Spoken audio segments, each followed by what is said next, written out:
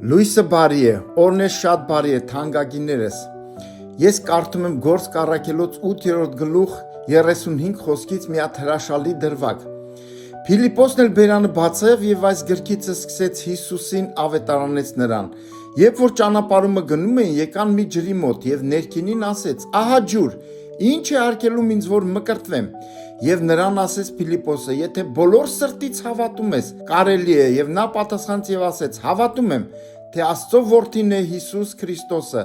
Եվ հրաման տվավ, որ կառքը կանգնե, եւ երկուսն էլ իջան ջուրը, Փիլիպոսը ներքինին, եւ նա մկրտեց նրան։ Հալելույա։ Փառք Հիսուսին։ Այսօրվա իմ ուղերձը սիրելիներս մկրտության մասին է։ Եթե դու մկրտված ես ջրով, հավատում ես, անպայման հավատքիդ քայլը ապացուցիր տեսանելի եւ շոշափելի, դա ջրի մկրտություն է։ Տերը դա պատվիրել է ինձ եւ քեզ։ Երկին գնալուց առաջ իր վերջին խոսքերը սա է եղել։ Մատթեոս 28:18-ից 20 եւ Մարկոս 16:15-17 խոսքերում այսպես է ասում. գնացեք քարոզեցեք, ով որ հավատաց ու մկրտվեց, գնացեք աշակերտեցեք, եւ ով որ հավատաց մկրտվեց, Հոր, Որդու եւ Սուրբ Հոգու անունով։ Այնպես որ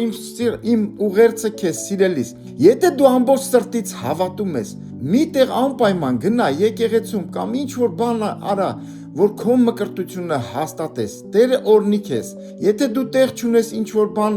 ասա մենք կգտնենք եւ մկրտությունդ վերապրի։ Լավ օրեր ձեզ։ Ջրի մկրտությունը շատ կարեւոր է։